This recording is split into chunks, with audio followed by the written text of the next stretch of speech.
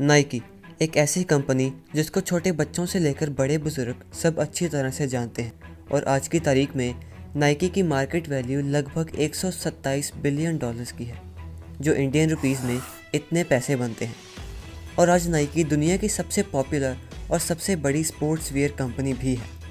लेकिन आखिर नाइकी इस मुकाम तक कैसे पहुंचा और कौन था वो व्यक्ति जो नाइकी को इतनी आगे तक लेकर आया? आइए जानते हैं आज के शानदार वीडियो में। Welcome to know now.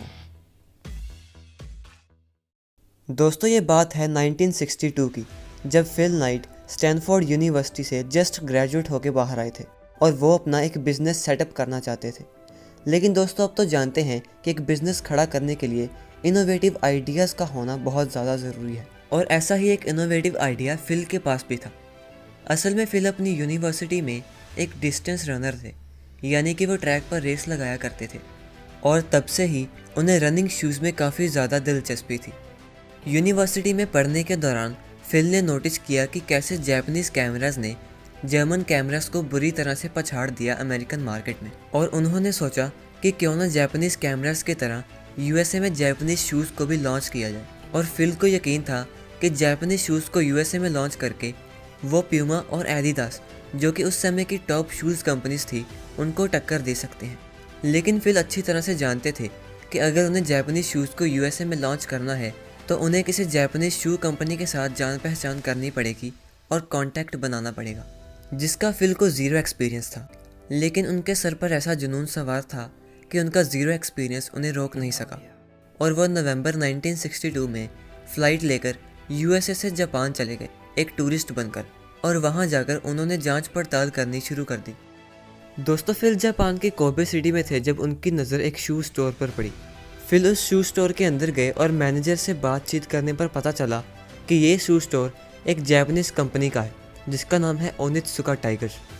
Fill ने उस मैनेजर से एक छोटा सा झूठ बोला और कहा कि वो अमेरिका में शूज़ बेचने का काम करते हैं और उनका भी अमेरिका में एक शू स्टोर है जिसका नाम है BRS, ब्लू रिबन स्पोर्ट्स।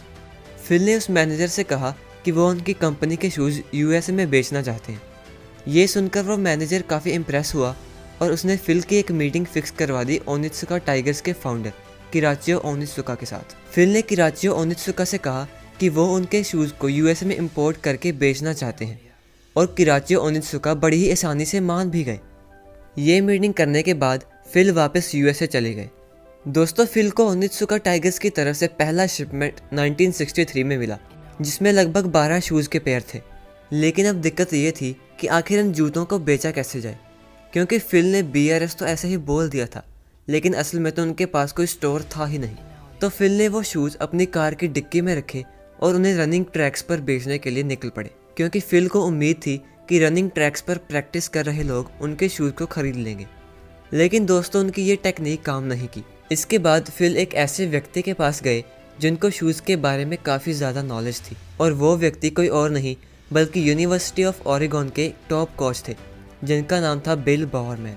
दोस्तों, बिल उस समय अमेरिका के सबसे फेमस कोच थे, और बिल ने काफ़ी सारे ओलंपिक प्लेयर्स को ट्रेन भी किया था, जिसकी वजह से उन्हें शूज़ के बारे में काफ़ी अच्छी नॉलेज थी। और फिल नाइट ने भी बिल बावरमैन से कोचिंग ली थी, जिसकी वजह से बिल और फिल के बीच में काफ़ी अच्छी जान पहचान थी। दोस्तों, फिल ने बिल बावरमैन को अपने शूज़ दिखाए, और बिल बावरमैन को वो शूज़ इतने अच्छे लगे कि उन्होंने फिल के साथ पार्टनरशिप कर ली। इसके बाद जनवरी 1964 में बिल और फिल दोनों ने $500 कंट्रीब्यूट करके अपना एक शू स्टोर खोला यूएसए में, जिसका नाम उन्होंने वही रखा जो फिल ने पहले सोचा था, ब्लू रिबन स्पोर्ट्स।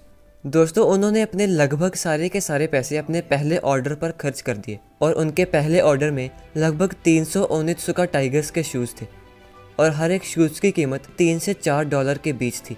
उनका ये ऑर्डर उनके पास अप्रैल 1964 में आया था, और बिल बावरमैन के अच्छे कनेक्शंस होने की वजह से वो सारे के सारे शूज़ जुलाई के महीने तक बिक गए, और अपने पहले ही साल BRS ने लगभग $8,000 का प्रॉफिट कमाया। दोस्तों, उन पैसों से फिल ने सेल्समैन हायर किए ताकि उनके शूज़ और भी अच्छी तरह से बिक जाएं, और 1965 में उनकी कंपनी की रेवेन्यू लगभग $20,000 हो चुकी थी, और उन्होंने अपना एक और स्टोर खोल लिया सेंटा मोनिका में। दोस्तों, फिल नाइट अपनी कंपनी की बिजनेस साइड को संभाल रहे थे, लेकिन असली इनोवेशन बिल बॉवरमैन कर रहे थे। बिल ही वो व्यक्ति थे जिन्होंने जॉगिंग को यूएसए में इंट्रोड्यूस किया। 1966 में बिल ने इसके ऊपर एक बुक भी लिखी थी जिसकी मिलियंस ऑफ कॉपीज सोल्ड हुई। दोस्तों, वह बिल ही थे जो ओनित्सुका से इंपोर्ट होने वाले शूज़ की जांच पड़ताल करते थे और उनमें इम्प्रूवमेंट्स करते थे।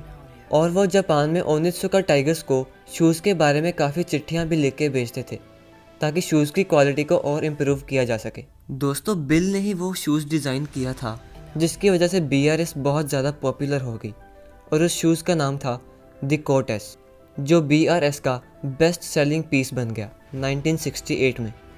और 1968 में मैक्सिको ओलंपिक्स भी हुई जिसकी वजह से द कोर्टेस की सेल और भी बढ़ गई और कंपनी को लगभग $3 लाख का मुनाफा हुआ। लेकिन दोस्तों, यही एक प्रॉब्लम आ गई। द कोर्टेस इतना ज़्यादा पॉपुलर हो गया कि कंपनी अपने कस्टमर्स की डिमांड को पूरा नहीं कर पा रही थी। कंपनी की हर नई शिपमेंट कुछ ही मिनटों में बिक जाती थी। दोस्तों, असल में ओनित्सुका टाइगर्स पहले अपनी कंट्री जापान में शूज़ बेचते थे और बाकी के बचे कुचे पीस वो अमेरिका डिलीवर करते थे, जिसकी वजह से अमेरिका में दी कोर्टेस की सप्लाई काफ़ी कम थी। लेकिन बिल और फिल को पता चल गया कि अगर उन्हें अपना बिजनेस और एक्सपेंड करना है तो कोई ना कोई सॉल्यूशन ढूंढना पड़ेगा। लेकिन तभी उन्हें याद आया कि दी कोर्टेस शूज़ बिल का ही डिज़ाइन है। उन्होंने प्लान किया कि वो इस जूते को खुद मैन्युफैक्चर करेंगे यूएसए में। 1972 में बिल और फिल का ओनित्सुका के साथ कॉन्ट्रैक्ट एक्सपायर होने जा रहा था और तभी म्यूनिच ओलंपिक्स भी आने वाले थे। तो 1971 में बिल और फिल ने ये प्लान कर लिया कि वो खुद शूज़ मैन्युफैक्चर करेंगे यूएसए में, और अभी ओलंपिक्स में भी काफ़ी टाइम बाकी था। उन्होंने 1971 में अपनी नई कंपनी की ब्रांडिंग करनी शुरू की और एक एम्प्लॉई ने कंपनी का नाम नाइकी रखने के लिए कहा। दोस्तों, नाइकी असल में एक ग्रीक गॉडेस का नाम है और फिल को भी ये नाम काफ़ी ज़्यादा पसंद आया और उन्होंने अपनी कंपनी का नाम नाइकी रख दिया। उन्होंने अपनी कंपनी का ये वाला लोगो एक यूनिवर्सिटी के स्टूडेंट से बनवाया था $35 देके। दोस्तों, नाइकी को अपना पहला शूज़ का ऑर्डर जापान से मिला और उन्होंने जापान में शूज़ इंपोर्ट करके अपने बिजनेस की शुरुआत की और तब से लेकर अब तक नाइकी बस ग्रोथ के पाथ पर चल रहा है। और 1989 में नाइकी दुनिया की सबसे बड़ी स्पोर्ट्स वेयर कंपनी बन गई। नाइकी ने काफ़ी सारे कैंपेन्स लॉन्च किए और काफ़ी सारे फेमस सेलिब्रिटीज़ के साथ कोलैब किया, जिसकी वजह से नाइकी की पॉपुलैरिटी और भी बढ़ गई। नाइकी ने काफ़ी सारे महंगे शूज़ भी लॉन्च किए, जैसे कि ये वाले नाइकी एयर मैक्स, जिनको 2011 में रिलीज़ किया गया था और इनकी कीमत लगभग $20,000 थी। दोस्तों, फिल नाइट ने अपनी खुद की बायोग्राफी भी लिखी थी 2016 में, जिसका नाम था द शू डॉग। तो दोस्तों, ये थी कहानी दुनिया की सबसे बड़ी स्पोर्ट्स वेयर कंपनी नाइकी की। उम्मीद है कि आपको ये वीडियो पसंद आई होगी। आपके लाइक और कमेंट्स के लिए बहुत बहुत धन्यवाद। मिलते हैं आपसे अगली वीडियो में।